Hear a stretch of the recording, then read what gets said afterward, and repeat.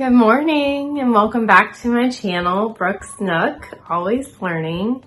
Please don't forget to like and subscribe and hit the bell to get notifications when a new video pops up. And please comment if you have any suggestions or ideas on what you would like to see on the channel. I hope everyone has had a great weekend so far. I hope you had either a productive Saturday or a relaxing Saturday, whichever your plan was. I wanted to start off by saying I had a great question about asking me how long we spend homeschooling a day, because my 7th grader's homeschool schedule is pretty intimidating. It is for me. He's already learned more than I think I have in my whole life.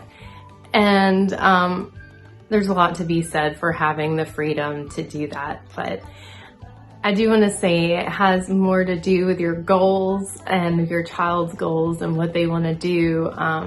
Getting into middle school, they start really, I think, understanding what the future is going to bring. Maybe not.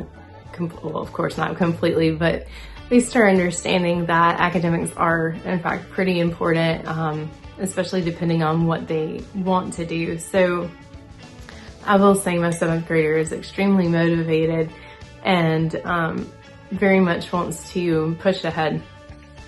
So he doesn't mind putting in a little extra time in his day for accomplishing that.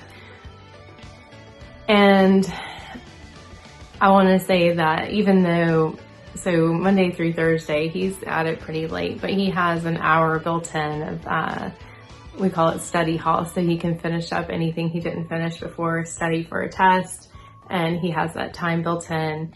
He also has, early in the morning, I'd like him to read either a devotional or something about the Bible, and that's like a 15-minute thing on his Google Calendar that he does. So my son also walks the neighborhood dog, and I think that really teaches some responsibility, but that's also built into his homeschool day. So a lot of things are built in that wouldn't be built in when a child is at brick and mortar school. So it seems like a lot, but we have a lot of time. There's built-in breaks. They may be short, but he pushes along. I think, it just really depends on the child and the goals of the family. You may have an athlete, you may have someone who is really talented in a musical instrument and needs that extra practice. So I really believe that it depends on the goals of the child and your family and how things work. You may have a spouse that has to work on the weekends and you want your kids to be able to see them and interact with them during the week without having to worry about school. So you do weekend school. Whatever works for your family, I think is what works. As long as you're looking and making sure that you're meeting the requirements of your state, you should do what you should do. That's the beauty of homeschool, is you get to choose. What am I trying to say? There's circumstances in our environment that kind of dictate how we have to live our lives. And we can, with everything else, we can design our lives to fit around that. And that is just one of the most beautiful things to me about homeschool, is we can change things to make it work for our family so that we're getting to see each other as much as we can, and we're getting to have fun together as much as we can. We're doing school together, and, we get to do our own fun, independent things and have time for ourselves. Now, my younger children, especially when my youngest was actually homeschooling with us and doing preschool, they would get done, probably start about 10, get done before lunch. And then there's also Synergy curriculum. So My Father's World has one, and you can look on their website too. It didn't actually work for us just because the age of our children, with me spending a lot of time teaching my son pre-algebra, my oldest pre-algebra, and my middle child, teaching him to read and become a proficient reader, and then teaching the alphabet to my youngest. The Synergy didn't work as well for our family, but I know many families where it has really worked, and a lot of homeschool moms have implemented it very well. So check out some of the Synergy curriculums. My Father's World is one, but I think Gather Round is another one. So there's a lot of different ways to go about it. My middle son now, he doesn't really get started. Like he does some reading in the morning, enjoyment reading is his first thing. And then, he does piano, I think right after that or something like that. We'll see in my Google Calendar in a little bit.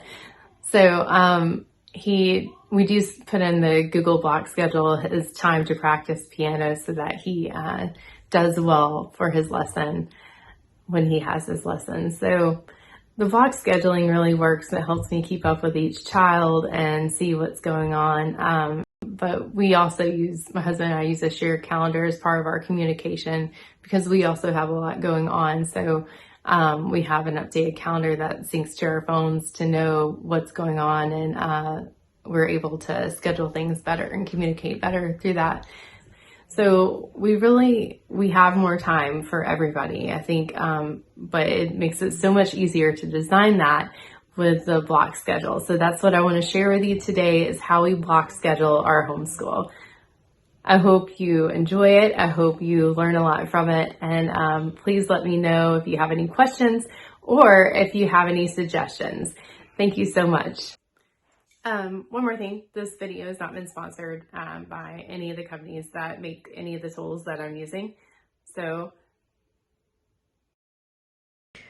okay, so here is our Google Shared Calendar. I start by clicking on some of my standard things, my non-negotiables for the day, so things that I want to do for myself during the day, and I try to put them in. They can always be moved around, but if I have a general idea of some of the goals I want for the day, it helps. So, and also extracurriculars are also put in before I start. So the blue is my oldest son's calendar, his school calendar, and I just go by, right now I kind of use the Well-Trained Mind as a guide for how much time should be spent on each thing. And here I'm just showing you how I actually messed this one up and forgot to put in the correct end date. And I had a reminder set for 30 minutes ahead of time, which with our homeschool, I think 5 minutes, like a 5-minute notification of what's up next, is more helpful for my son. And so he's able to see this on his computer, and it comes up and tells him, okay, now it's time to start the next subject. And so in addition to this, we can see what the end time is. If you kind of click and hold over it, the end time will actually pull up and you can see exactly what it says and when the end date is. Of course, some of these I still need to go in and set the reminders for 5 minutes. I think the default is set to 30 when I'm entering in a new thing for his schedule. Sometimes I also put in appointments just to see kind of what's going on, but actually put that in last and look ahead each week, and we'll delete something off of the calendar more day by day or week by week looking ahead. If there is an appointment that has been scheduled, we just won't do that section that day. This is actually the overlay for my other son to show what his calendar looks like, and I can unclick my other son so I can just concentrate on one at a time, or I can look at them together. And I do that just to see and make sure that we don't have anything that requires too much of my attention from one or the other, and I can kind of balance that out and make sure that if I need to hop on the treadmill at a different time, you can see my personal schedule there, and that's something that I like to do. Right here, I'm just showing you, I'm putting in a new task to show you how I can enter it in. And right now I am adding custom time. So say I want to do Monday, Tuesday, Wednesday. I put my end date on there as May 27th. You don't have to put the year, it'll auto fill in. And then make sure it's on the right calendar, because sometimes I can accidentally get on the wrong calendar, which makes it quite confusing.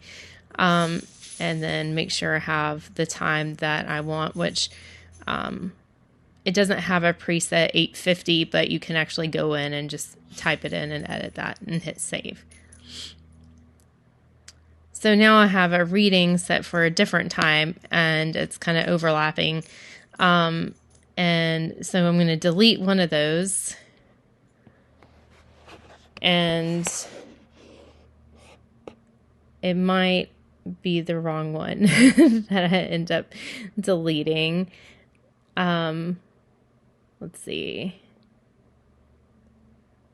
We can always go back and fix it. All right. So I'll delete all events, and that goes backward in time. If I just want to delete one event, it would be this event, and then all going forward would be the middle selection. Oh no, so that was the wrong one. I really need him to read 3 days a week, so I want to fix that and put it back in. Well, this is 3 days a week, but it's 30 minutes, 3 days a week, Monday, Wednesday, Friday is what I really want in there. So I can go in and edit that on the customization down at the bottom and click Monday, Wednesday, Friday, and done. And then change it to 8:30. There we go. And change it to all events. But now, for some reason, the Monday didn't get put back in. So I'm going to go in and look and see what's going on with this, because that does not make sense. So then I can edit it, and then, oh, I see that it says January 12th, which I wanted to start January 10th. So I go in here and select January 10th and hit save. This and following events, and okay. So now I have his schedule all set and ready to go.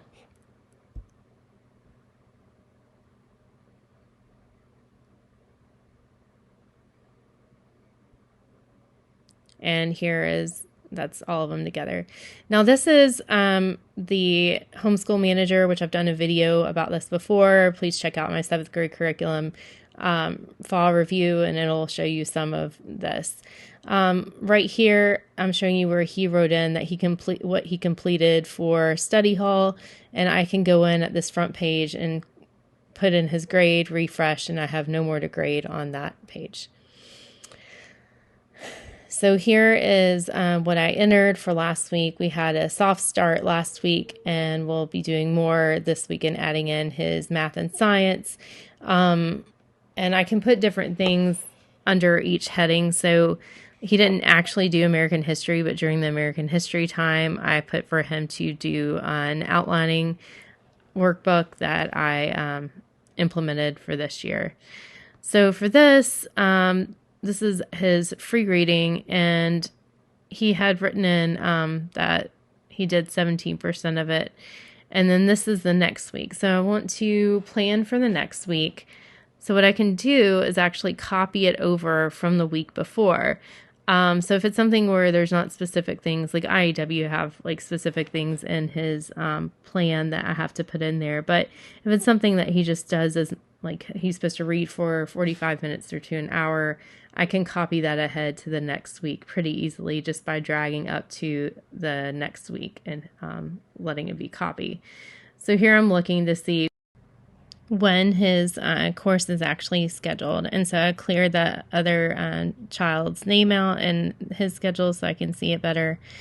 And I go back and forth just double checking when the literature assignments are supposed to be. And I see that it's actually supposed to be on Monday, Wednesday, and Friday.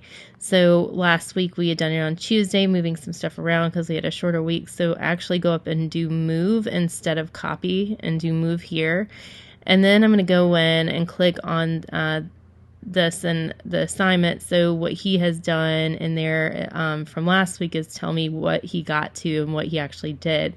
So I will go in and give him some direction and say, complete one of the summaries about it in one of the reviews, or take a quiz, or do something like that. And then I put a space for him to let me know what he actually did during that time, so I know that there is progress being made when I go into grade everything and do his daily grades, to see what he has actually completed.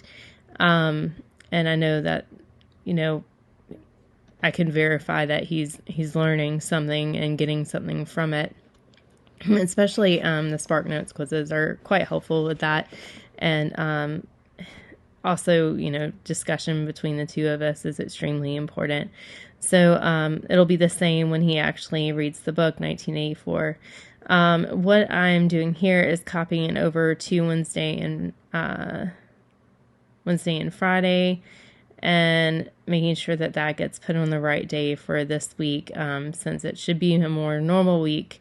I will also fill in the rest of the assignments. Not all of them will be this way. Some of them have specific requirements. So I hope you enjoyed the video and you enjoyed your nice cup of coffee. And I hope that y'all have a wonderful rest of your weekend. Please don't forget to like and subscribe to Brooke Snook, Always Learning. Y'all take care. Bye.